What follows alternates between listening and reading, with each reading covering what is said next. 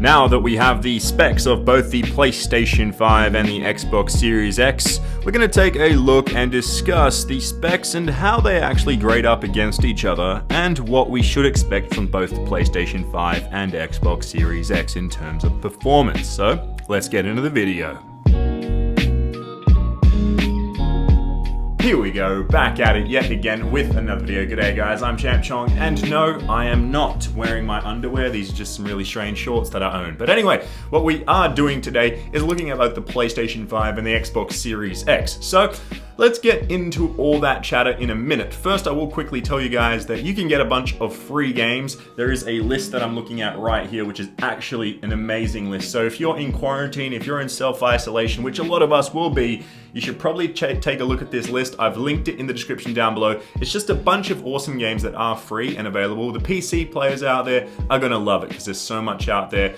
On the Xbox and PlayStation side of things, there's some good stuff out there too. Xbox Game Pass, if you've got that, that's an amazing deal. But now, that's enough talk of that. Go check out the list, and yeah, let's get into the PlayStation 5 and the Xbox Series X and their specs. So, as we all know, PlayStation had that, I don't know what to call it, a very strange presentation, PowerPoint, slideshow, whatever the heck you want to call it.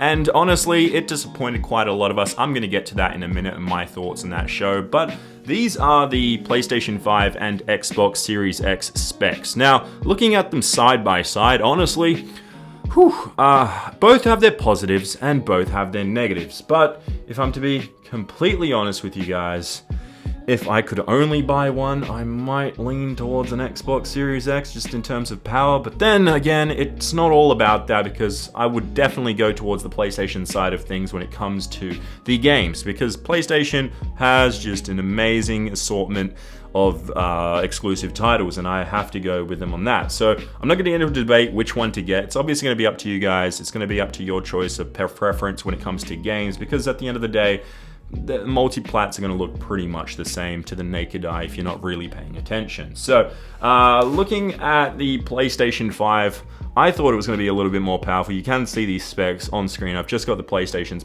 specs on screen right here.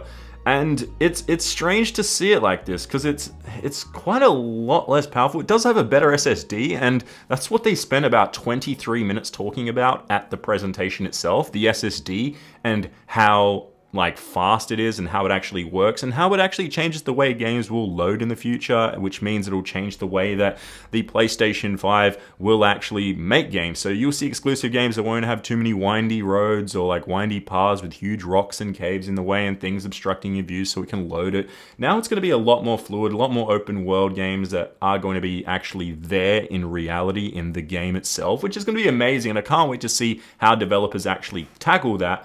But looking at these specs, that's probably the highlight of it, because when you compare it to the Xbox, boy, I'm actually surprised that it's quite a lot weaker, because the PlayStation 4, when it came out, was way stronger than the Xbox One. Now the tables have turned, and honestly, I do think this is a big thing, but at the same time, I think it isn't as big as some people are making it out. So to basically just simplify what we see on screen with the specs compared side by side, is the PlayStation 5 isn't as powerful as the Xbox Series X, but that doesn't actually mean that the performance won't be as good. Obviously, in the long run, once they start utilizing all the power of both consoles, like we saw about 3 years into the life cycle of both the Xbox One and the PS4, and then they came out with their Xbox One X, and then they came out with the PS4 Pro, and they kind of upgraded that and gave it a bit more power. But the PlayStation 5 on paper is a weaker console, but that's what I'm saying, is that you don't have to focus on which console is more powerful. Obviously, you do if you're really after that sort of things, but if you're really after that sort of thing, you'll come join me on the PC Master Race. I'm just kidding.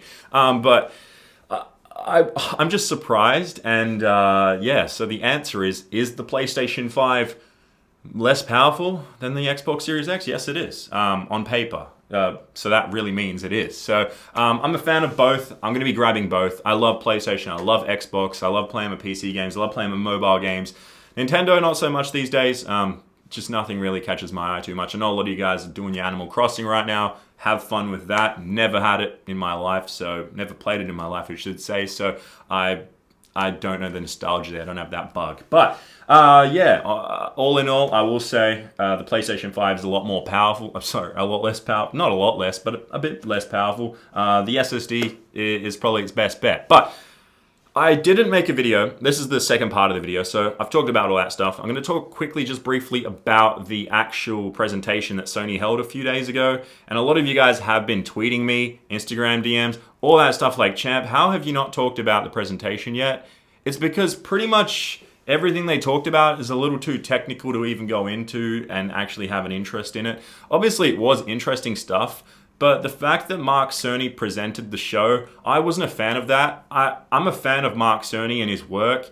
He's really good at what he does. He's probably one of the smartest people in the games industry, probably one of the smartest people in the world. And I respect him, and no disrespect to Sony or Mark Cerny, but man, the way they handled that presentation wasn't the best. I know that they kind of told us that it was going to be more for the developers, but it wasn't really advertised or just told to the public well enough.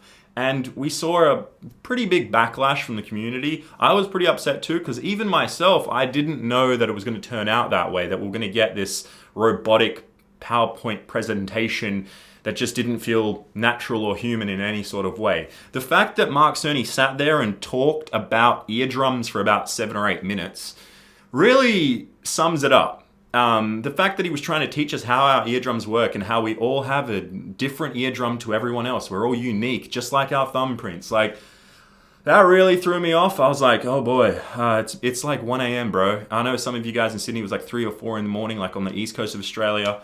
If you were somewhere in a good time zone, you're probably not as mad, but I know some people that woke up in the middle of the night to watch this because they were expecting something from Sony. The fact that the last thing we got before this was months ago, and it was just the logo reveal, this logo right here, which looks quite familiar, just, yeah, like they really haven't done anything. I feel like they're kind of trying to just do as little as possible for us, the gamers, and give us as little as possible because of what they've done in the past. They're kind of resting on what they've done in the past, and they've built this amazing, they've built this amazing community of gamers, and they've done it really well over the past few years. But now those glory days, the PS4, it's no longer really here. It's got like 9 months left realistically, depending on what happens over the next few months regarding what's happening in the world right now.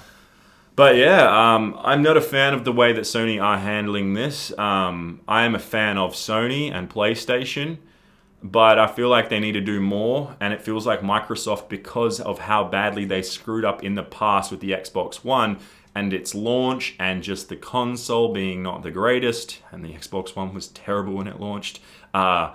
I think that they're now trying to do every little thing that they can to get the community back involved and try to be for the gamers, for the players, just like PlayStation have been over the last 25 years, I should say.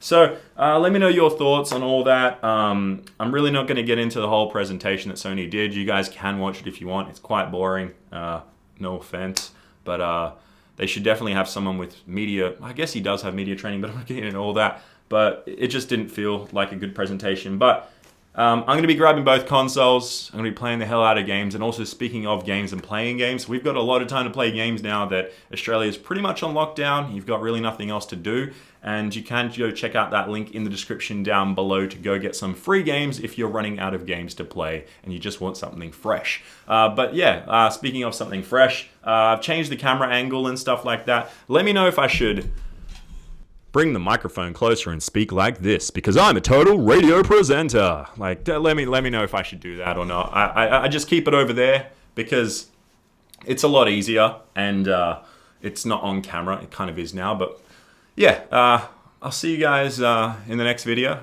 Hopefully you guys enjoy the other content I make, which is Warzone highlights. Please submit them if you haven't already. Please smack the like button real good, and yeah, I'll see you guys in the next video.